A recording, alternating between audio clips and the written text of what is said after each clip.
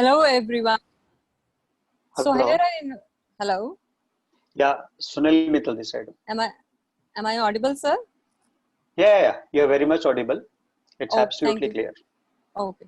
So here I invite our dear chief guest, Dr. Sunil Mittal, GM Legal Advisor, Kalpataru, IDAC Director, Mr. Manish Bakshi, Speaker Arbitration Lawyer, Ravi Shankar, and the participants.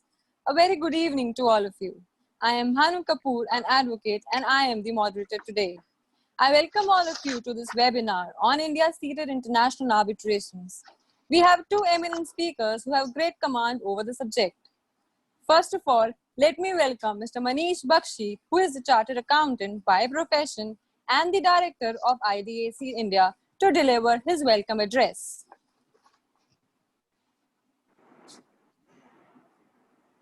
Good afternoon, everyone.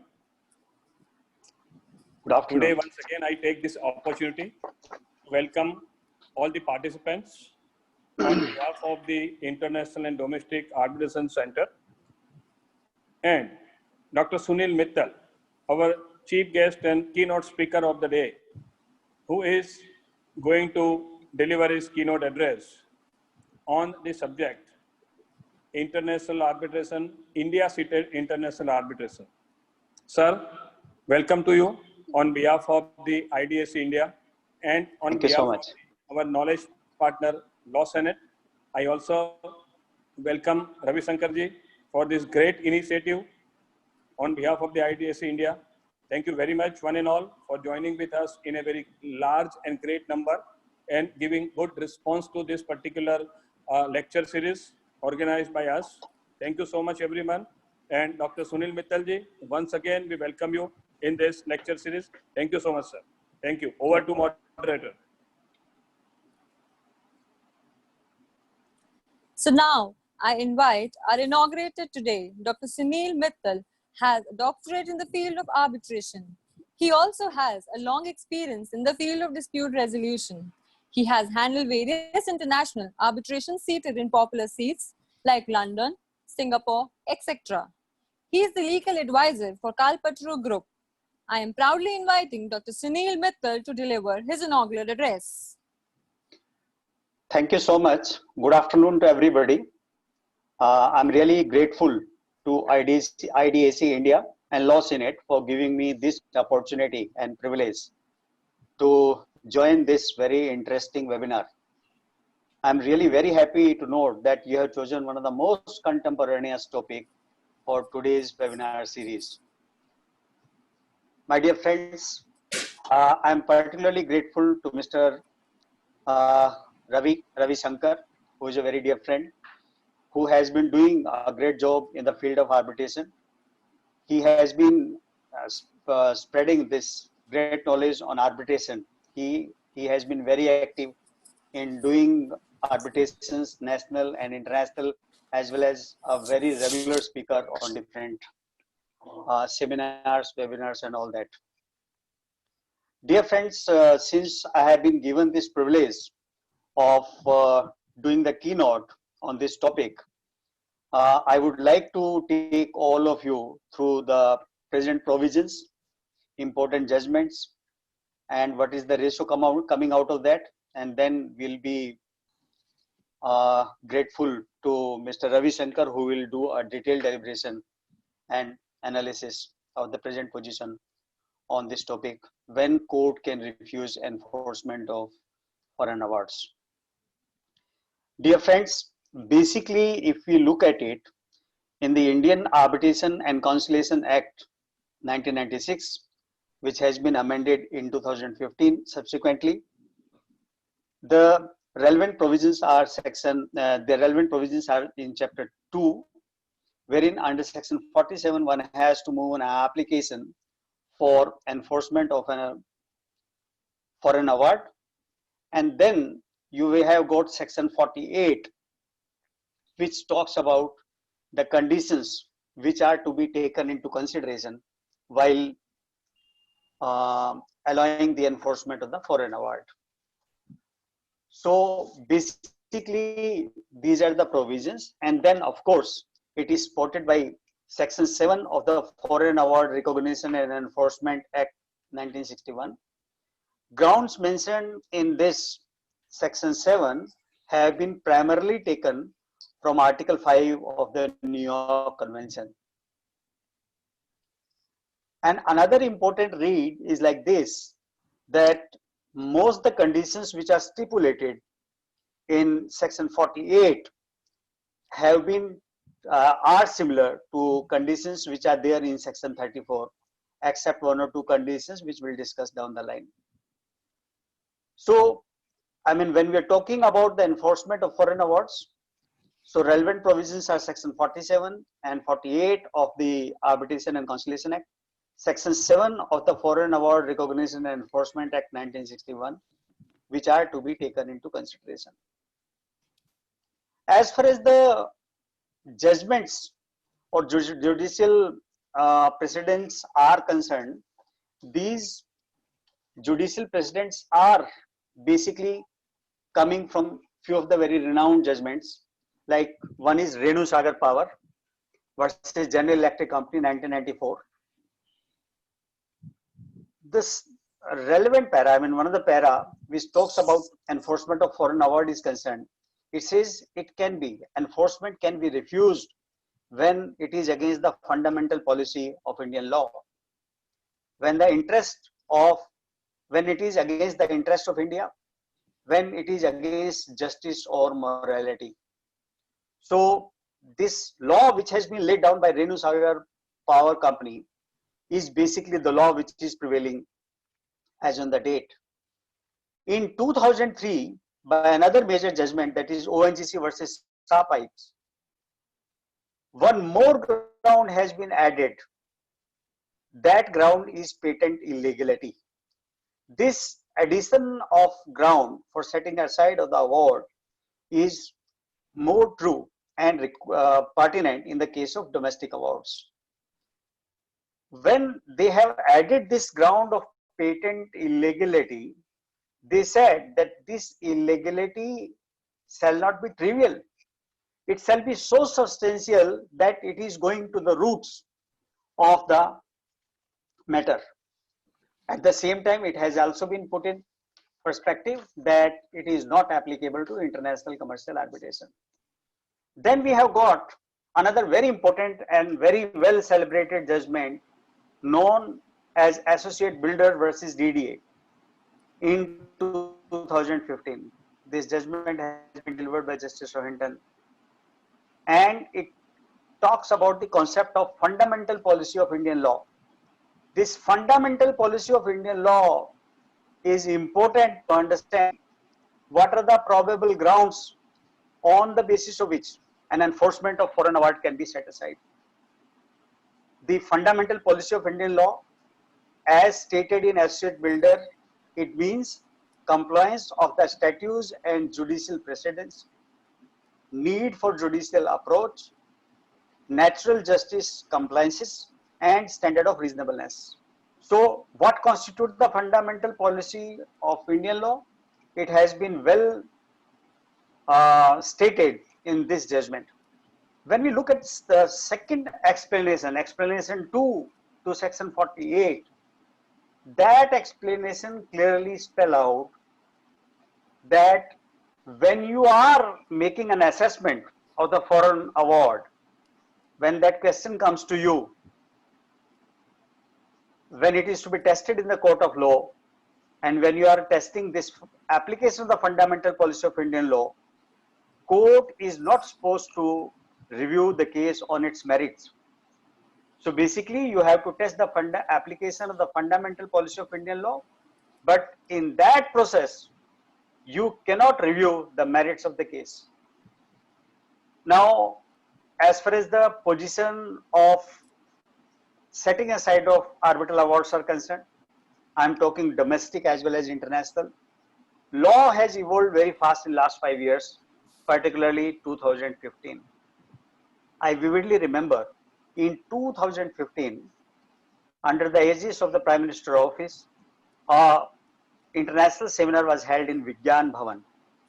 That was very well attended by Supreme Court judges, by the judges of various high courts pan India, and by various international arbitration centers like Singapore International Arbitration Center, Malaysian International Arbitration Center, ICC, and so on. There, the emphasis was very clear that what we need to ensure that the arbitral proceedings, the dispute mechanism, resolution mechanism, which is in the form of arbitration, is to be given full authority. This is by the choice of parties. The intervention or interference the courts shall be to the minimal. Message was loud and clear, and thereafter so much has been done. And my dear friends, over the time we have observed in different courts of law, including high courts and Supreme Court, that courts are very clear that as far as the interference in the arbitral awards are concerned, it has to be on the bare minimal grounds, which are listed in the case of domestic awards in section 34 and in the case of foreign awards in section 48. Moving forward, now I would like to take you through and have a little discussion on the recent judgments about the foreign awards. A very recent judgment in April 2020, a 3-member bench of the Supreme Court has refused to enforce the foreign award. The ground which was taken in refusing the enforcement of foreign award is violation of the fundamental policy of Indian law.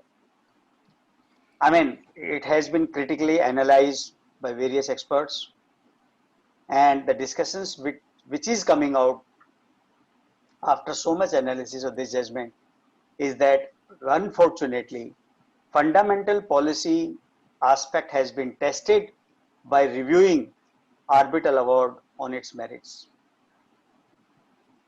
In this case, merit was reviewed by looking into the decision of the arbitrator on the very enforceability of the contract itself.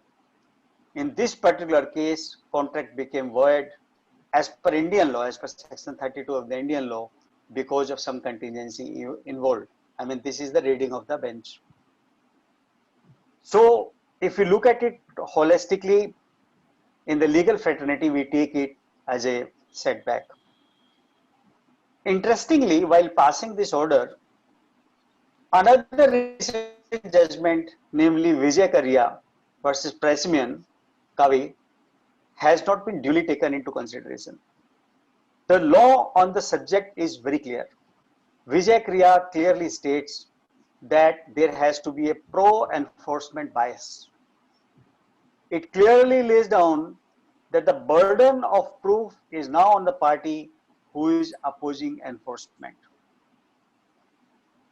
It is very clear, it is so stated in this judgment that foreign awards cannot be set aside by second guessing the arbitrator's interpretation of the agreement of parties.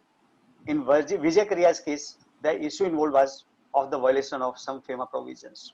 Court was the view that by reading that if there is a contravention of the provisions of some enactment, you cannot say that the fundamental policy of Indian law has been violated. For the purpose, when we want to claim, when the court wants to claim that there is a fundamental violation of the Indian law, there has to be a violation which is fundamental and which is very substantial, going to the very roots of the subject. Only on that ground you can say that the public policy ground has been infringed. Keeping all these things in view, we cannot say, I mean, in general, we cannot say that the recent judgment of NAFED versus Elementa is the law. As far as the Indian legislatures is concerned, executive and judiciary is concerned, everybody is very clear and they are looking for that there should be enforcement of awards. As far as the enforcement of foreign awards are concerned, they are to be strictly tested if there is if the situation warrants refusal of the enforcement of foreign awards. keeping all these things in view, it has repeatedly, I mean, we have had the occasion of appearing in various courts, high courts and Supreme Court. It has been candidly said that court cannot sit in appeal on an arbitral award. Court cannot go on the basis that the possible and if there is a possible and plausible view of the arbitrator, then that is to be regarded, that is to be honored. Court cannot put its own interpretation and enforce that on the arbitrator. So the position is very clear. India is looking for that India shall be an international arbitration hub. Efforts are being made. New enactments have been brought. New Arbitrations Council of India is being established. Keeping in view the overall scenario, I am pretty optimistic that in time to come, as far as the enforcement of awards are concerned, environment will be towards enforcement of awards unless and until there is grossly wrong in terms of the violation of the public policy. As far as the enforcement of the foreign awards are concerned, it is clear that we have to do that. India is looking for, in a big way, institutional investments. In last 2 months, my dear friends, time has changed completely. This is the time we have to completely look into the overall economic scenario. Country has to look into in terms of its policies, economic policies. For the purpose of giving employment, for the purpose of putting the Indian economy on rails again, there is the need of a huge investment, which can be domestic investment, which could be international investment. If we want international investment to come in India, if we want international investors shall have faith in the Indian system, we'll have to see and ensure that there has to be proper enforcement of foreign awards. That is the only way we can progress. That is the only way we can make India as the arbitration hub. That is the only way which can give a huge advantage to India in terms of bringing investment, which is expected over the time. With this keynote address, now I take it to Mr. Ravi Shankar, who will take the discussions further. Mr. Ravi Shankar is having excellent knowledge on arbitrations, both India and abroad. He is very widely traveled. So we are looking for his discussions and deliberations on the subject for our benefit. Thank you so much again. I am thankful to IDEC as well as Law Senate for giving me this opportunity. Thank you. So now I invite our today's speaker, who is having an experience of 27 years in the field of dispute resolution. He is an arbitration lawyer handling various international and domestic arbitrations. He is also an advocate on record in the Supreme Court of India. Presenting before you, Mr. Ravi Shankar.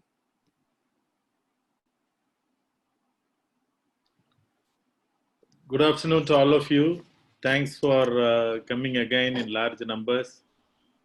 I'm sorry to say that there is one small problem, that the PowerPoint presentation, what I prepared, is not working or opening. So today's session I have to do it without the presentation. We will circulate a PowerPoint presentation tomorrow to all of you on this topic also. Now friends, let us go to the summary of what all happened in the last 3 days before we starting today's topic. First, we looked into the New York Convention, the important convention of 1958, in which India became a signatory in the year 1960, by which member countries of about 163 countries today, and at that point of time 36 countries, came forward and decided to recognize two aspects of arbitration. One is recognizing the arbitration agreements. That means if there is an arbitration agreement in any contract, that the courts will not interfere or deal with the matter. They will refer the matter to arbitration. Number 2 was recognizing the arbitration awards if they are passed from any New York Convention country. These were the 2 achievements of New York Convention. After that, we were looking into the model law, which came in 1985. At that point of time, there was a requirement of having a uniform law all over the world so that the lawyers as well as parties can understand the process of arbitration easily and try to unify that all over the globe. That is why the model law was brought in. And following model law, India brought in 2 laws. One is Enforcement of Foreign Awards Act was immediately brought in the lines of the New York Convention. And then in 1996, we brought in the 1996 Act in line with the UNCITRAL model law, by which now, as I told you already, 73 countries all over the world are having or following the model law. That means almost the world is having a uniform platform for procedure, and the world has an understanding to recognize the arbitration agreements. The world also has a mechanism to enforce the awards globally. Now, these are the achievements of the global community. Then we saw the importance of seat of arbitration. Seat of arbitration comes with the supervising courts. It comes with the procedural law. So when both of them are in the seat of arbitration, the popularity of the seat, or people who go for neutral seat choose friendly, arbitration friendly seats based on the supervising courts, based on the procedural law if it is a model law, based on the New York Convention country signatory, these kind of features. So we also saw that procedural law and the law governing the arbitration in a seat cannot be different. Both have to be same, because the courts having the jurisdiction over the seat will exercise their powers under the procedural law only. Then we discussed about the applicable laws. Applicable laws, we discussed 3 categories of laws. One is the procedural law, that is the arbitration law, and the other procedures like Limitation Act and other kind of things. Second one is substantive law, which is used for interpretation of the rights and obligations of the parties and the contractual provisions. Third one is the law governing the arbitration agreement. Necessarily, all the parties have to decide in advance and incorporate these 3 types of laws in your arbitration agreement to avoid any determination by a court or a third-party arbitration tribunal. This is what we discussed later about the applicable laws. And we also discussed at that point of time the party autonomy with regard to choosing of neutral laws. That is the beauty of international arbitration. Parties can choose the neutral seat as well as neutral laws applicable to the arbitration.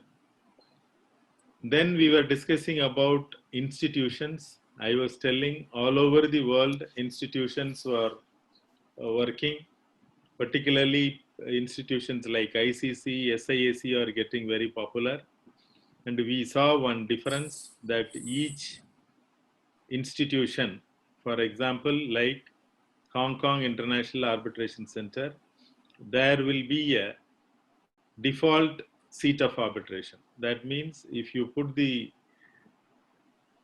Hong Kong International Arbitration Center as the administering arbitral institution in your contract, in case if you fail to choose the seat of arbitration, by default the seat will be Hong Kong. But for ICC and SIAC, there is no default arbitration seats. ICC and SIAC, there is no default arbitration seat. So you need to specifically state the seat of arbitration you require. For example, many of us, while choosing the Singapore Arbitration Center, we have a feeling that we will be doing the arbitration in Singapore. It need not be. You have to put SAAC as well, and also the Singapore seat also. Institutions like ICC or SAAC, they are administering arbitrations all over the globe. Even in India, there are many arbitrations happening administered by ICC and SAAC. So for these two institutions, specifying the seat is necessary to get a favorable seat for you. Otherwise, what will happen? Otherwise, the arbitral tribunal, applying the international laws and procedures, will determine the seat of arbitration, which may be Singapore or may not be Singapore, which may be UK, may not be UK. It depends on the facts and figures of the case. Next, we came to the aspect of procedural law. Procedural law, we discussed that if an arbitration is happening in India seat, then the arbitration will be administered under Arbitration and Conciliation Act, because that is the procedural law. Same way in each country, wherever the seat is situated, the local arbitration law will be the arbitration law of the governing the procedure. After that, we went into interim orders and emergency arbitrators. At that point of time, we discussed that the best and easiest option of getting an interim award is going all the way to the respondent's place and taking assistance of the court to get the interim order. But this is not possible in all cases. So global community, particularly arbitration institutions, came out with a solution, which is the emergency arbitrator provision. In the emergency arbitrator provision, on the request of one of the party, the institutions appoint an arbitrator, a sole arbitrator, one person, for deciding only the interim application filed by one of the parties. This is like we go to the court and get an interim order. Same way, the institution will handle that by appointing an emergency arbitrator. Emergency arbitrators are appointed in 1 day or 2 days, and they also expedite and finish the hearings within a week's time. Sometimes it goes up to 2 weeks. But emergency arbitrator hears only the dispute relating to the interim order. And the emergency arbitrator will not continue as a regular arbitrator once arbitral tribunal is formed. This is a pre-arbitration stage. In the pre-arbitration stage, once the interim order or the emergency award is passed, his work comes to an end.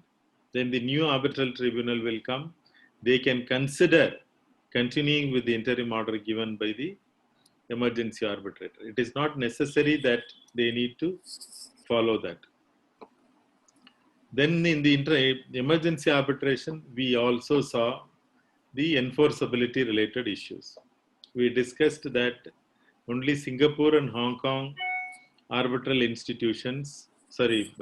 countries are providing a specific statutory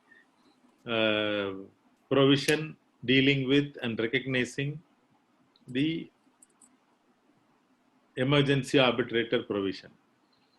Many other countries still have not enacted or incorporated the emergency arbitrator provision, including India. In India, prior to 2015 amendment to the Arbitration and Conciliation Act, the Law Commission of India made a recommendation to the government to incorporate emergency arbitrator provision in the Act.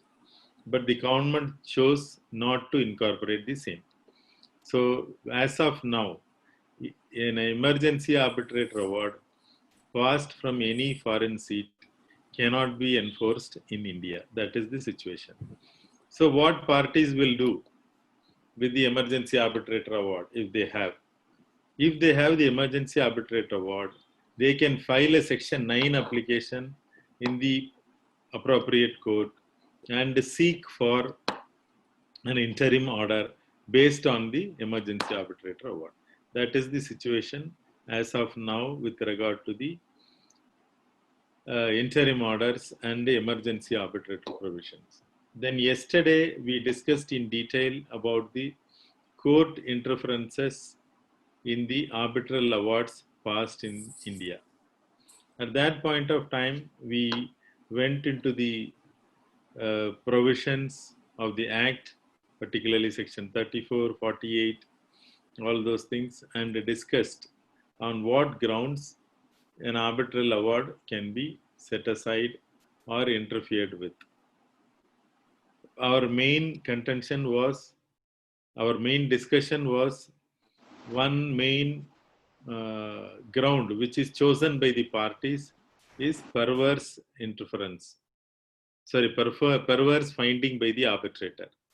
Perverse finding comes from where if the arbitrator has given a finding without relying on any evidence or relying on evidence which is not relevant or without going into the correct understanding of the evidence. That means interpreting it wrongly, then the award can be treated as an award with a perverse finding. But at the same time, the courts are always telling that the interpretation of contract, interpretation of the law, and finding with regard to the facts are fully under the domain of the arbitrator. So any interpretation, if it has a plausible view, then that interpretation is sustained by the courts time and again. Because one interpretation can look better for one person, the second interpretation can look better for the other person. But if the arbitrator's view is a possible, plausible decision or a view, then it is upheld by the courts. As I told you, one more yardstick what courts are using is, if a contract or a case is interpreted and a finding is given by an arbitrator, which is shaking the basics of the justice, or even a common prudent man will not decide like that. That kind of a shocking situation only courts interfere into the arbitral awards. Then is there any specific formula which is applicable to the domestic awards? Domestic awards and international awards are having only one difference, that is the concept of patent illegality. Patent illegality principle is not applicable to international commercial arbitration awards.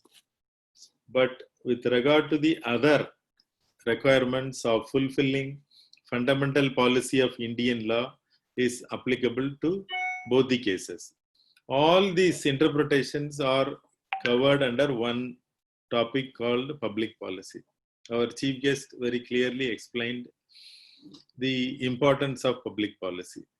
Public policy is one ground which is uniform everywhere, all over the world. Awards are being challenged because the public policy concept is given in the New York Convention also and Citral Model Law also. So we discussed yesterday that fundamental policy of Indian law includes compliance with the statutes and precedents, need for a judicial approach, natural justice, reasonableness as provided in Wensbury, and not a perverse award, and judicial morality and patent illegality. These were the concepts we discussed yesterday. Now we are coming to the fourth day of this thing. As I told you, I'm sorry to inform you that my PowerPoint got corrupted, so I'm not able to display it today. I will be circulating it tomorrow to all of you. Now let us go to the topic. Now we are going to discuss about the enforcement of a foreign award, mostly in India and outside, because we are talking about Indian seat. First, wherever the award is pronounced, whichever seat it is, that will have a procedure of challenge.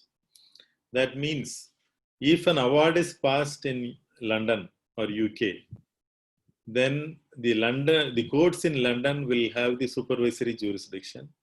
So if any one of the parties aggrieved by the award, then that party within the limitation period has to challenge it in London only. This award cannot be challenged anywhere else because supervising courts only have the authority to deal with the challenging of the awards. Once this challenge is over, then the award becomes mature to get enforced.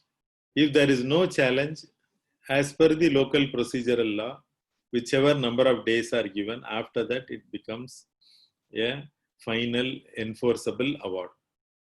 But you should keep one thing in mind, domestic awards after the limitation period, it becomes a court decree automatically. But in international awards, it doesn't happen like that. In international awards, whichever place you want to enforce, you have to go to the court and apply for a recognition and the enforcement. There are two phases in it. For example, there is an award passed in Singapore. The opposite party or the foreign party is bringing the award to India, to Delhi, and they are filing the application for enforcement in Delhi High Court. While applying in Delhi High Court, there will be two phases. One is recognition of the award and then enforcement of the award. Only once the recognition is over, then only the award becomes a court decree. So while deciding the recognition, what the courts will do? Court will ask for the response of the debtor, judgment debtor, or the person who has lost the arbitration. So when the court hears that, at that point of time, which are the grounds that are taken into consideration while deciding the recognition of the arbitral award. Now let us see first what are the documents to be filed along with the application. The first requirement is original award or certified award as required in the seat. This is a very important thing. For example, if you are getting an award from Singapore International Arbitration Center, the government of Singapore has notified certain authorities as authorities to certify the originality and validity of an award for enforcement in a foreign country. So you have to approach that particular authority.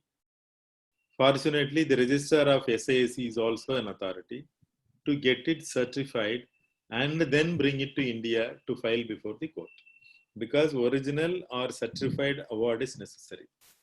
Number two, the original arbitration agreement between the parties or a certified copy of the arbitration agreement should be filed along with the application. Third one is any document, any other document to show that it is a foreign seated arbitration. For example, a letter issued by an arbitral institution or communications or some other letters which are proving that the arbitration is a foreign arbitration. These are the three documents necessary have to be filed in the court for enforcement of the award. So immediately after that, the opposite party is allowed to file an objection with regard to the enforcement. As I told you, nobody can challenge an award in any court other than the seat but they can resist enforcement based on various grounds. The grounds I told you yesterday, all the grounds are like section 34, whatever ground we mentioned are the grounds which are available for enforcement. One additional ground is there, that is, in case if the award is set aside in the seat of arbitration, then it cannot be enforced. That is the only difference between 34 and 48 provisions. Here, now we have to see the public policy difference. The major issue comes in the public policy. As rightly said by our chief guest, every seat, particularly India seat, has been trying to promote itself as a favorable seat for foreign parties, and we want to make India as a hub for arbitration. When we are in the process of making it as a hub, one of the points what is seen by the foreign parties while choosing the arbitration seat is the conduct or consistency of the supervisory courts. What is consistency? Consistency means if a particular view is taken by a Supreme Court of a particular country, that will remain for a longer period, so that the parties coming to choose the seat will have the comfort that the law will not suddenly change. But unfortunately, in our country, a law which has been settled for a long time is a little bit unsettled at this point of time. Now let me explain from the history of the public policy development. The public policy's first and unique and important judgment was Renu Sagar. Renu Sagar was not under the 1996 Act. It was under the Foreign Awards Recognition and Enforcement Act 1961. But it is very important to understand that today's 34, today's 48, as well as Section 7 of the Foreign Awards Recognition and Enforcement Act are in line with Article 5 of the New York Convention. There is no difference at all. So the dictum or the decision taken in Renu Sagar holds good till today. But what happened in the next stage? At that point of time, Renu Sagar decided. Renu Sagar was also a 3 judges bench. Renu Sagar versus GE. In that judgment, the 3 judges held that the interpretation of public policy, particularly the fundamental principles of law, should be very narrow. It should not go and touch the statute. It should only try to protect the basic principles of law. So Renu Sagar said any interpretation with regard to public policy has to be a very narrow interpretation, because the seat has its own opportunity. It has given its own opportunity to the losing party to test or to challenge the award on the merits. That opportunity is over. Whether they make use of the opportunity or not, they cannot come and re-agitate again in the place where the award is getting enforced. So Renu Sagar advocated for a narrow view. Then what happened was there was a judgment of ONGC versus SAW Pipes. ONGC versus SAW Pipes was relating to a domestic award. But in that, they expanded the scope of the public policy in a big way, which was also thought that the same type of public policy should be applied in domestic awards as well as foreign awards. That feeling was created at that point of time because the new law came in 1996 only. Immediately after that, this judgment comes. So the Supreme Court, while deciding the Fulchand exports case in the year 2011, followed ONGC and said that the public policy should have a broad view, not the narrow view.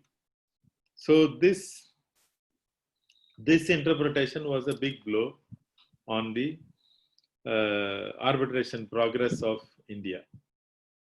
Then Sri Lal Mahal Limited case in the year 2014, that was also a 3-judge bench by Justice Lodha, differentiated the domestic awards, public policy with applicability to the domestic awards, public policy applicability to the foreign awards while enforcement, and made a clear distinction saying that 34 is different, 48 does not provide any scope for interfering in the merits of the case.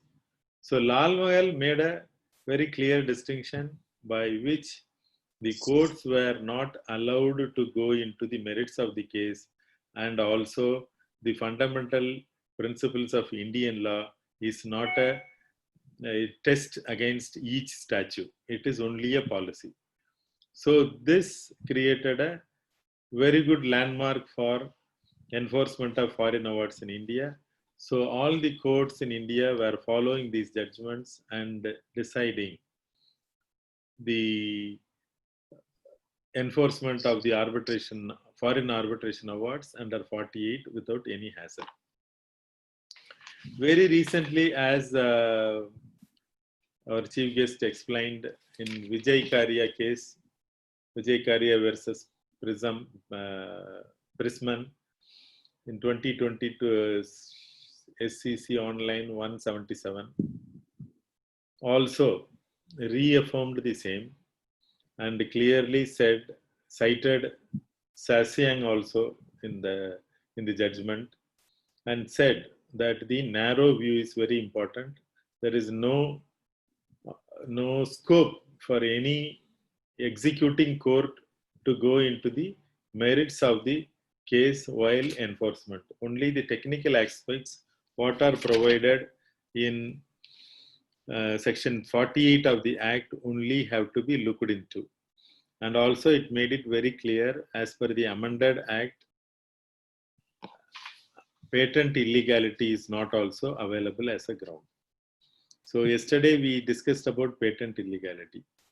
Just to refresh the memory, I'm telling, patent illegality means an award without violating the contract or the procedural law or substantive law is a concept by which patent illegality is defined.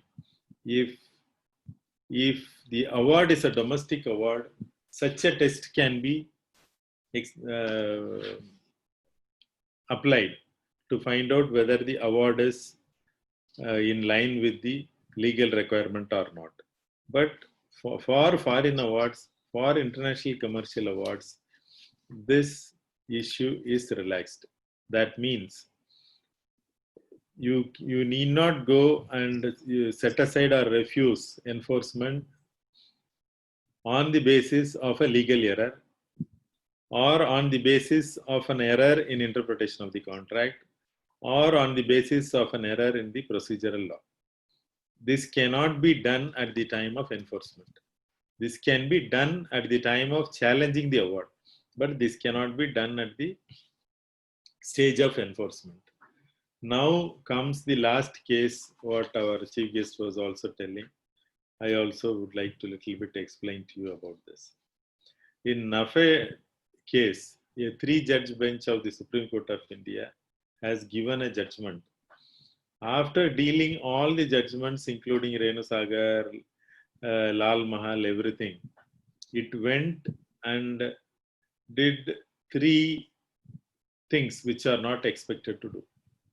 One is, it evaluated the whole case by entering into the merits.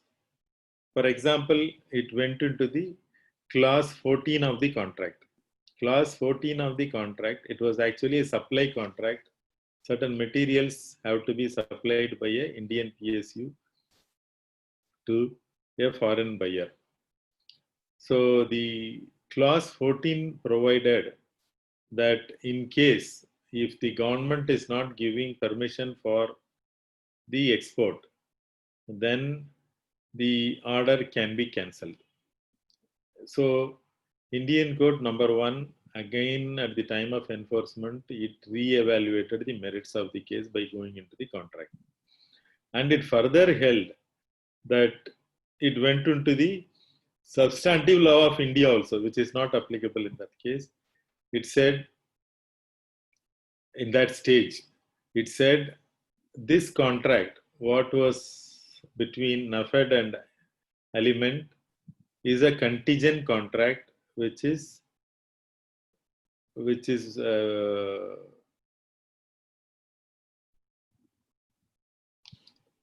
affected by section 32 of the Contract Act. So arbitrator should not have decided like this. We, instead of evaluating the merits of the case, the enforcing court has to look into only the technicalities.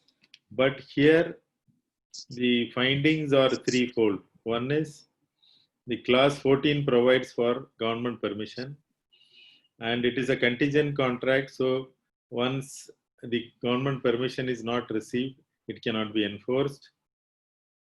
Number 3 is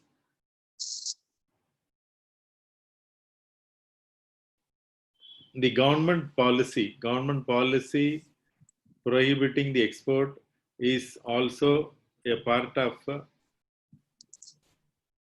fundamental principle policy of the Indian law. So these 3 findings by which the Supreme Court refused enforcement of the award has taken us back to your original stage of inconsistent stage. Now the whole world will be evaluating India as an inconsistent seat. That is the only unfortunate thing. Maybe sometime of tomorrow, there should be another interpretation by which law gets settled down. So at this point of time, I close my session with these comments today. If you have any questions, you can ask by typing your questions in the chat box. I'm sorry again for not sharing the PowerPoint, which will be done tomorrow.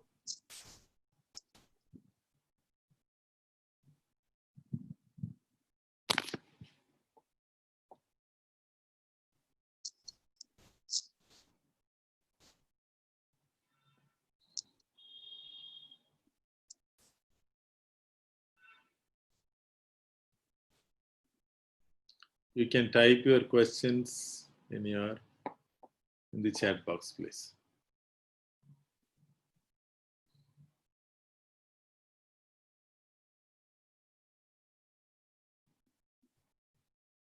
Okay, the question from Rupali Agarwal is why patent illegality is not applied for international arbitration.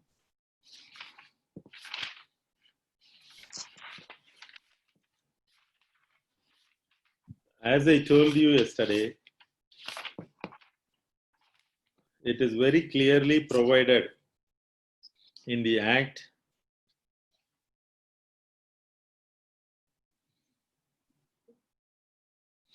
section 34(2)(a) very clearly says an arbitral award arising out of arbitrations other than international commercial arbitration may also be set aside by the court if court finds that the award is vitiated by patent illegality appearing on the face of the award.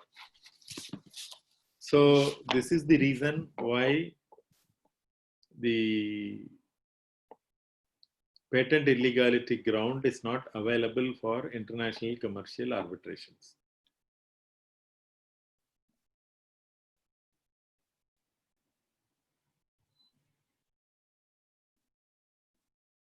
Yes, whoever filled the form will get the certificates, don't worry on that.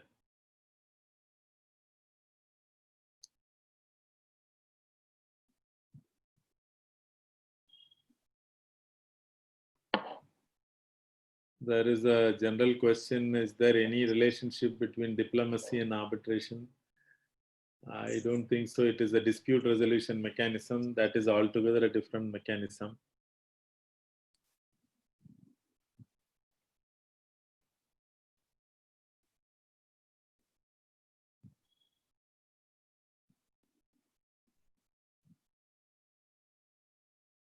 Do we have any model arbitration agreement available to cover most clauses so we don't land up in issues? As I told you, you have to design your own arbitration agreement. That is the best way. What you require to do, you have to record your consent of the parties for going into the arbitration in case dispute arises, number one. How many arbitrators will be there? What will be the seat? What is the applicable law? And what is the language of arbitration? If you are able to finalize these 5 and put it in your arbitration agreement, it is enough. But still, if you want a template, you can go into any of the arbitral institutions websites. They have their own templates. You can also use those templates for you.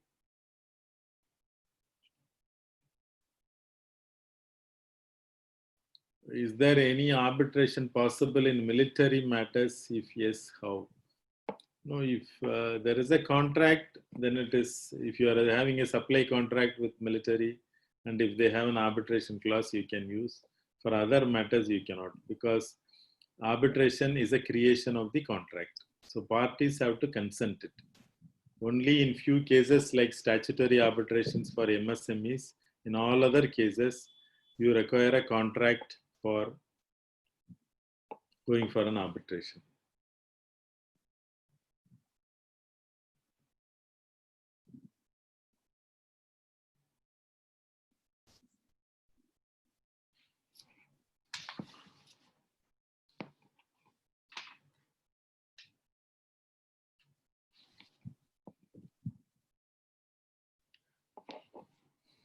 Yeah, competence principle.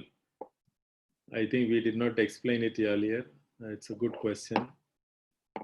See, globally, competence is a principle which empowers the arbitral tribunal to decide their own jurisdiction. That means you cannot approach a court of law to challenge the jurisdiction of the arbitrator.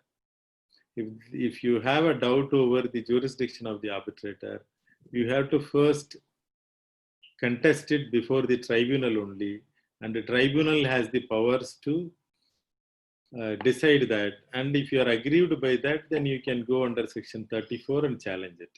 But in the first stage, you have to challenge it before the arbitral tribunal only.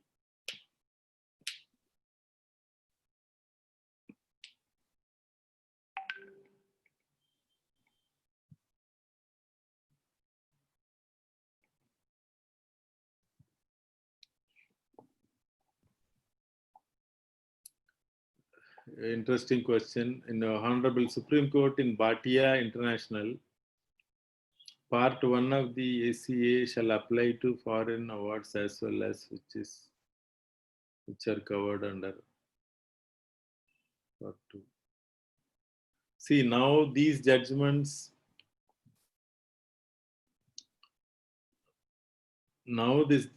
whatever judgments you have mentioned,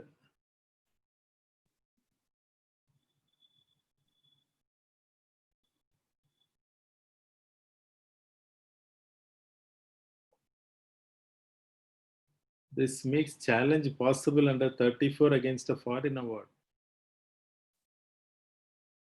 No. No, the correct law as on today is very clear that any award can be challenged only in the seat of arbitration. Mr. Saji, I will send you maybe a detailed message also later. Beyond that, yes, an award cannot be challenged. Award can be challenged only in the seat of arbitration. In the enforcement stage, you can resist the enforcement of the award in the grounds given in the Act. what India is doing for promotion of India as seat of arbitration. India is trying to have a New Delhi International Arbitration Center. They are also bringing in Arbitration Council of India to regulate the arbitration process and empanelment of arbitrators, training of arbitrators and all. But as I told you, the requirement of a speedy disposal of arbitration related cases is very, very important for India becoming a popular seat. Number two is inconsistent judicial verdicts also will affect the process of India getting an arbitration hub status. Sir, please tell the names of the cases again which were mentioned by the guest.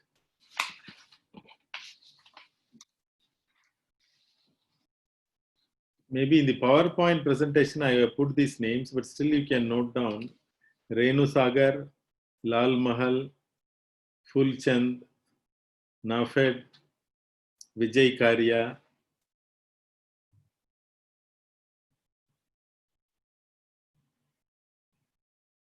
Sangyong versus NHI. These are the important judgments with regard to enforcement of foreign awards.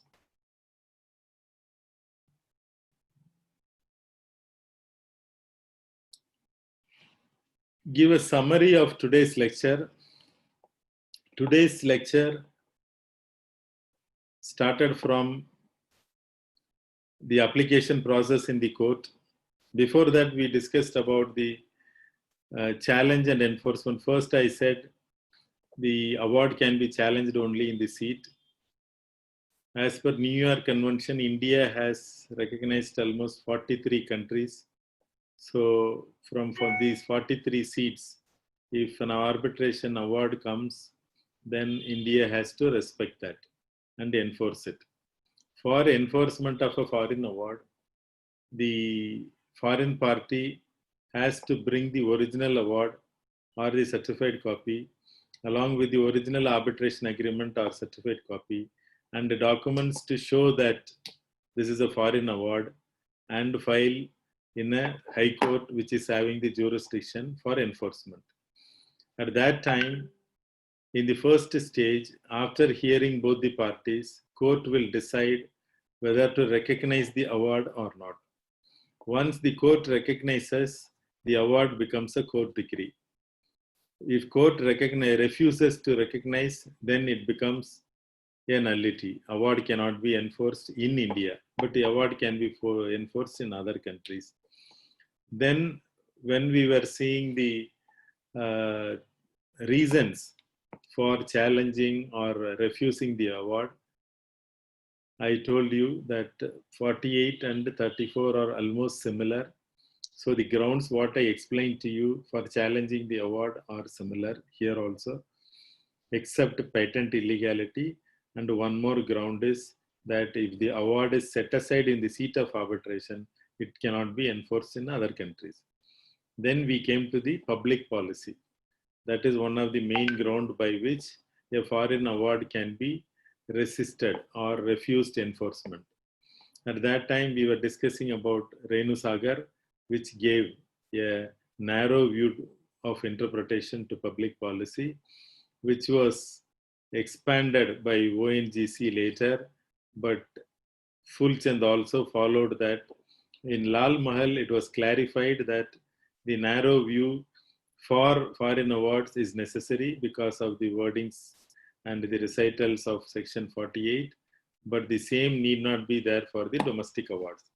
So domestic awards, public policy, and foreign awards, public policy are different in the scope. Then we discussed about the recent judgment of Vijay Karya and then the latest NAFED judgment, which has created a law by which foreign awards can be looked into by merits. Court can go into the contract, court can go into the procedural law, court can go into the substantive law also while deciding the enforcement of a foreign award. That is what NAFED says. But still, these are all conflicting judgments. because Lal Mahal also is a 3-judge bench judgment. So this also is the 3-judge judgment. So we cannot say that NAFED has finally settled the law. Maybe another judgment has to come to fully settle the law, but globally recognized view is taken in Renu Sagar, which will be followed by the courts in future also.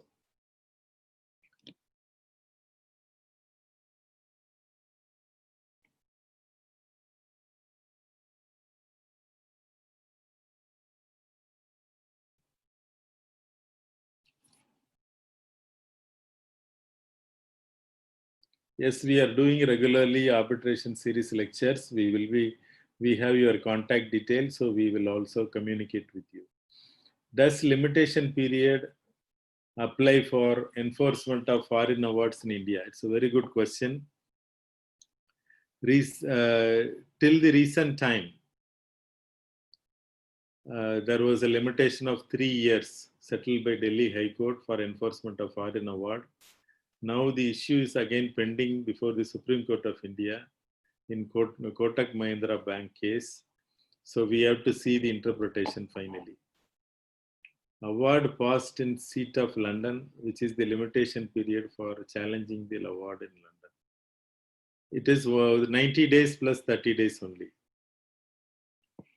Limitation for challenging the award.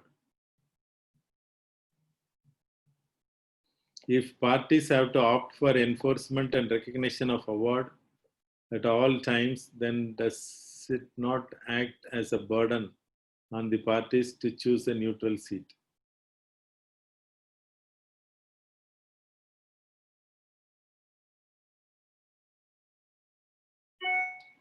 If parties have to offer, yes, naturally, see, enforcement is necessary for recovering your amount or claiming your rights. Without going to that jurisdiction, we will not be able to get the rights. So enforcement is an unavoidable process. You cannot enforce your rights sitting in a different country. You have to go to the country where that asset or money or right is available through the appropriate jurisdiction.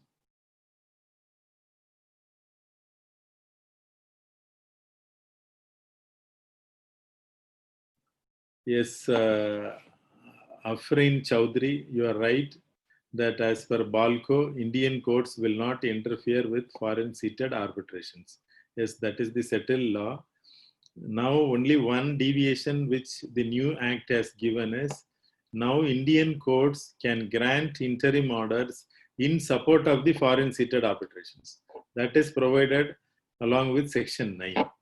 So from BALCO till this 2015 amendment, even the courts could not grant interim orders in support of foreign seated arbitrations because of BALCO judgment. Now that power is given to courts. Your interpretation is correct.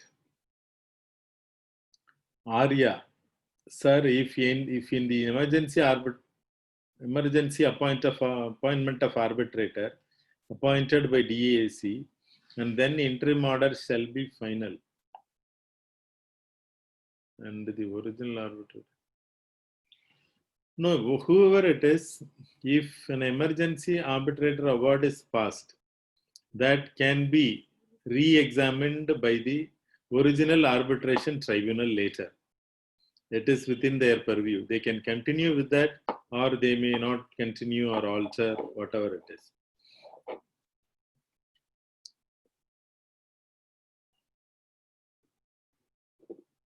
What if employer exercising undue influence to introduce arbitration agreement in contract with employee? If you sign the contract, then you cannot say undue influence. Because keeping your eyes open, if you are signing the employment contract, which has an arbitration agreement, then you cannot escape from the arbitration agreement later.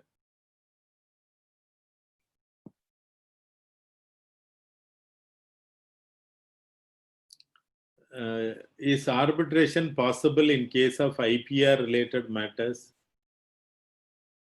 if an arbitration agreement is valid between the parties. As I told you earlier, the IPR rights, if they are relating to the personal rights between these two parties, that is arbitrable. But most of the IPR rights are rights in rem. So they cannot be decided by an arbitral tribunal. That has to be decided by the appropriate courts only.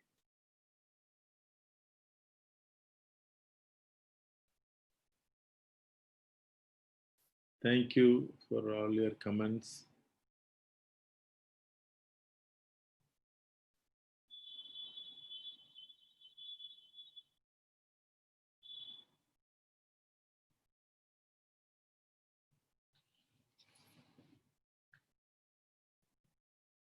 Court judgment can make an arbitration seat inconsistent. What are the ways to prevent it? Only the larger benches have to decide and make it consistent, like Balco settled the law. Now this law also has to be settled by somebody, making public policy narrow. Which are the factors or the basis for deciding the seat? As I told you, normally the seat should be a New York Convention seat. It should follow a UNCITRAL model law, procedural law. Number 3, supervising court should be faster and consistent with regard to arbitration matters. Number 4, geographical distance also. Number 5, cost effectiveness. These are the normal points which are looked into by parties while deciding the seat of arbitration.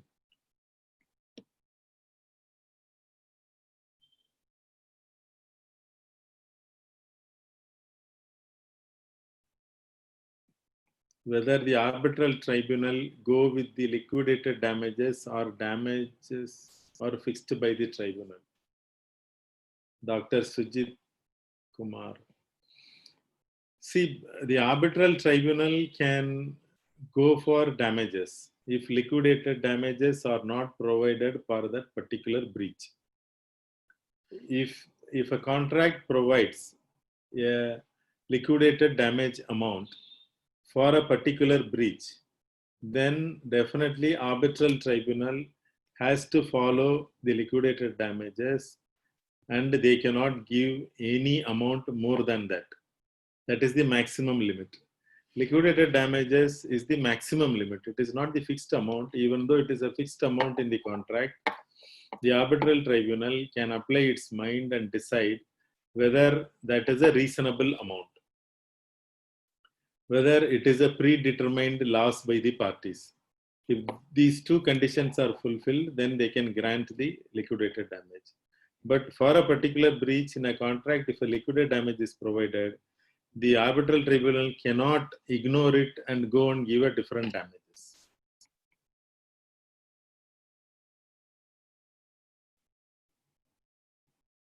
Yes, we will give you the PowerPoints, please.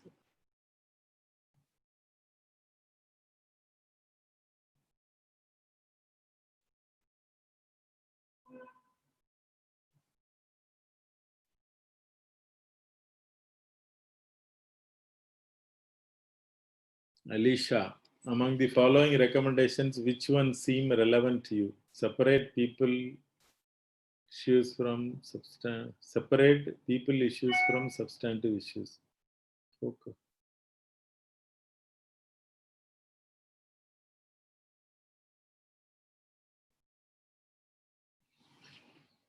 We will discuss it by email.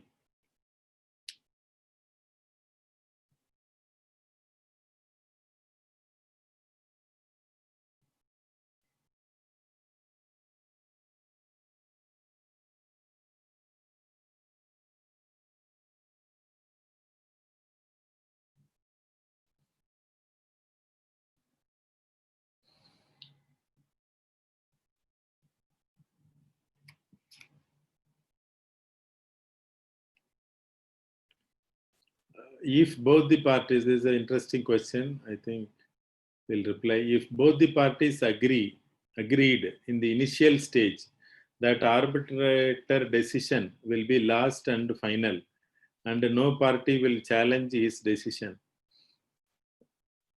thus is it possible that anyone can go again the court later? See, no, by contract, you cannot take away the legal right of a party. That is the fundamental principle. So by putting such a clause in the contract, you cannot stop the party from approaching the court, challenging the award.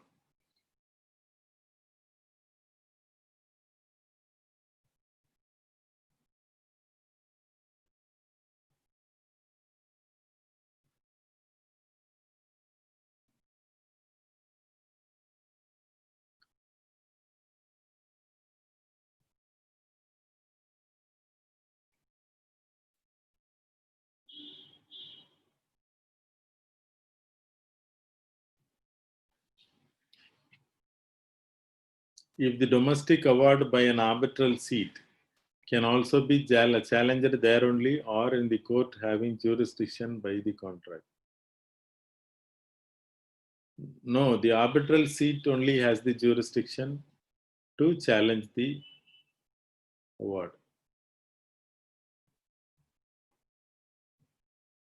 Matrimonial cases, mortgage cases are not arbitrable as held in Booz Allen case by Supreme Court of India. Rights in rem cannot be adjudicated by an arbitrator.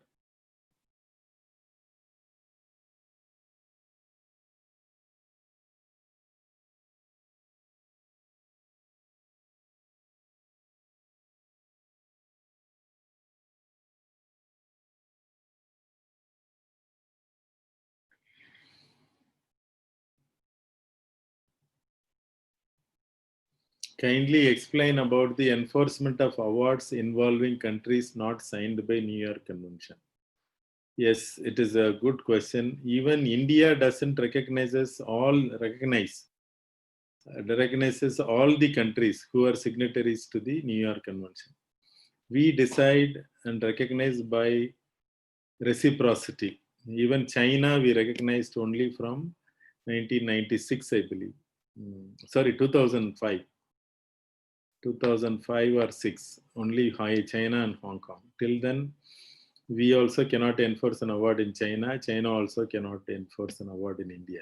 In such cases, parties used to come with the award and file a suit again to get a degree. That is the only option available.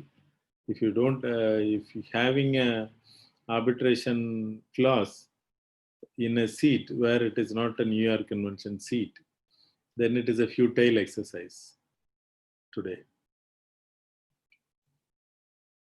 Is there a fast track procedure for getting foreign award enforced in India? There is no fast track procedure provided in the law, and our courts are taking longer time. But one thing you can do is you can file an application seeking to secure the award amount from the opposite party. In some cases, in many cases, high courts grant such an order directing the opposite party to give a bank guarantee or deposit the amount. In such matters, the cases get settled faster.